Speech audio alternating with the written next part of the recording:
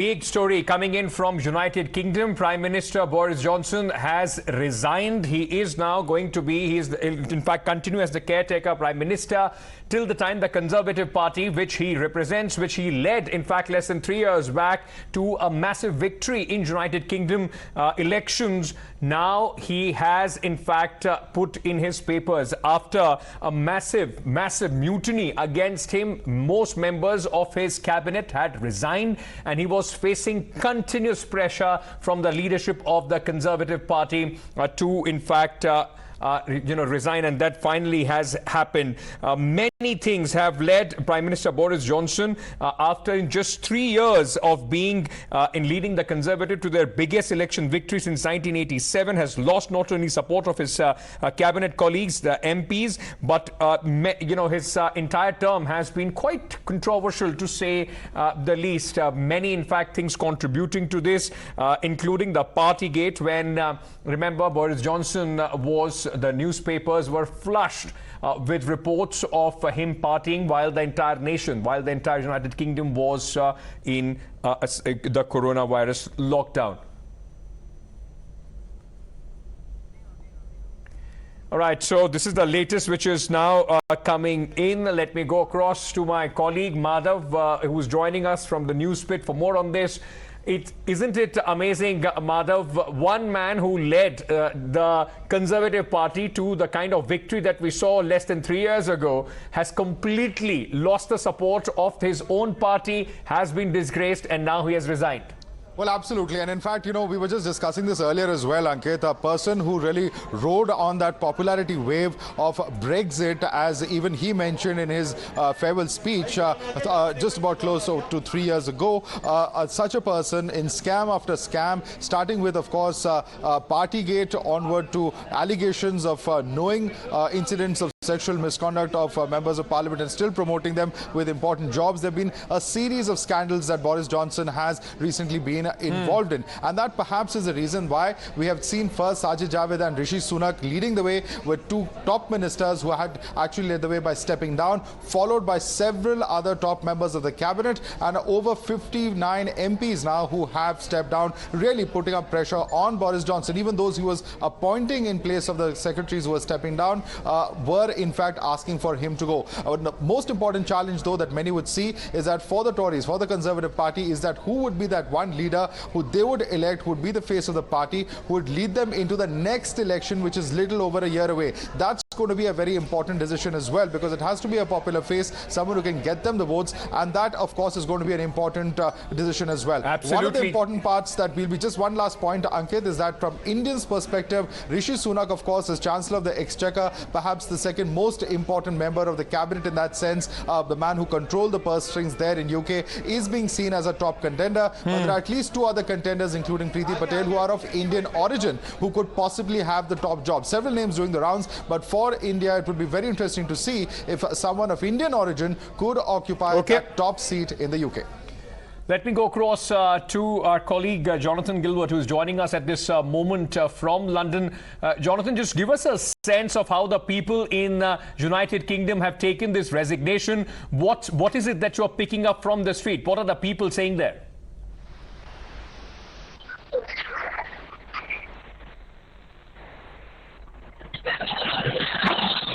Well, it's a very apt question indeed, because I was just outside Downing Street, just 2 or 3 minutes ago. Downing Street, the resident where he offered his resignation just a few moments ago. And this is the thing you don't see on the television cameras, but there was a huge crowd of people outside Downing Street now. A lot of these will be tourists, a lot of these will be citizens. And when he emerged from Downing Street, a huge boo went up, and they were jeering and they were booing, and really I've rarely seen anything quite so humiliating on the steps of Downing Street Hill within the earshot of the Palace of Westminster. So in actual fact, what we've looked at here is an extraordinary sea change in public opinion from this man who delivered Brexit in May and populist political just 2 years ago, elected to a landslide majority of 80 Conservative parliamentary seats, is now essentially leaving government to the cheer boos of the very people who voted for him. Jonathan, that's absolutely, this is what you are getting here on Times Now, a ringside view of what's happening in London as, in fact, this resignation has been announced. Jonathan giving us very important details of how there were a lot of people and there was some booing as well as far as the Prime Minister is concerned. Jonathan, what according to you and as far as the public is concerned and public opinion, what are the critical reasons, the main factors for the rise and the fall that we have seen, a phenomenal rise for Boris Johnson and the kind of disgraceful exit that he had to go through? Yeah, well,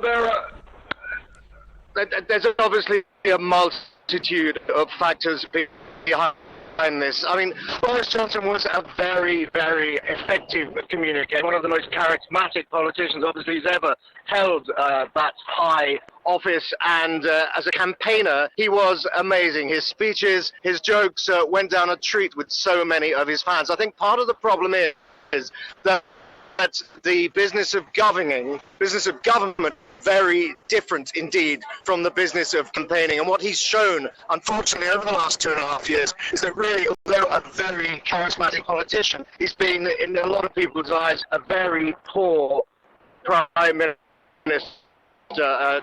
Not only the scandal of the Partygate scandal, where he and his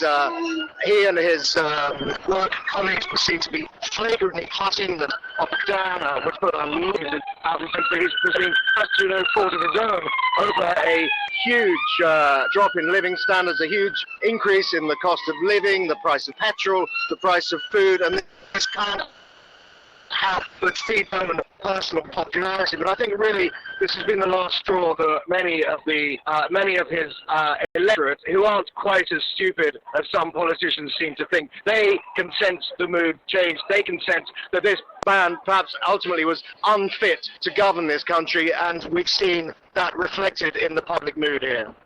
He has been quite combative, isn't it? It was not that despite a lot of members of his cabinet resigning, despite he losing the kind of confidence from his own party MPs, he still tried to cling on to 10 Downing Street.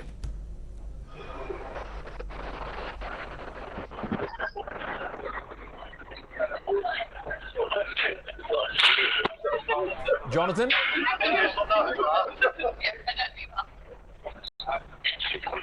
Yes, hello.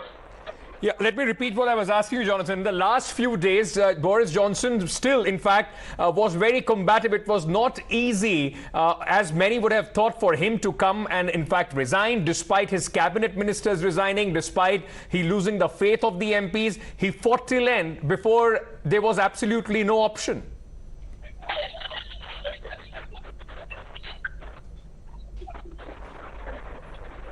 Yeah, absolutely. I mean, he was placed in an untenable position. Of course, the extraordinary thing about Boris Johnson is that he's unlike any politician we've really witnessed in the modern era. He's not really a politician at all. He doesn't observe the rules that politicians tend to observe, the rules of propriety and humility and, and basically playing by the rules. He always considered himself to be above the rules. So although this absolutely vast wave, this tsunami of resignations, which has engulfed his party over the last 48 hours, he was saying even as late as 9 or 10 o'clock last night, I'm not going to budge. I'm not going because there's a job to do and I'm here to see it through. I think probably he had to sleep on it only to wake up to yet more resignations.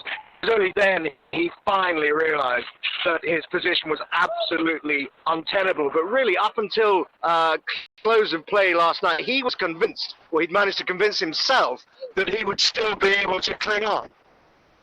You know, two important questions emerge from here. Number one, now, who is being looked at as the successor, Jonathan? Who are the, who is it that the circles, the political circles, in Westminster, in London, who is it being most spoken about from the Conservative Party? What is the timeline? And number two, what is Boris Johnson's future now?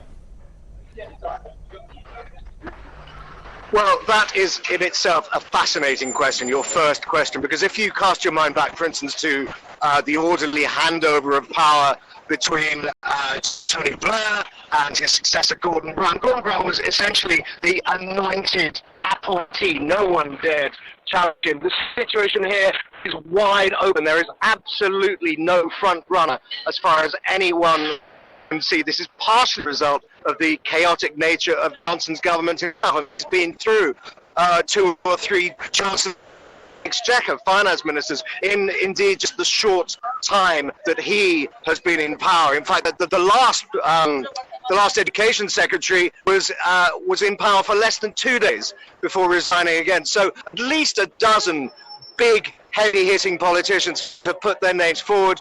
Names that come to mind are Liz Truss, the Foreign Secretary, possibly Priti Patel, the Home Secretary, who herself is very hardline stance on immigration.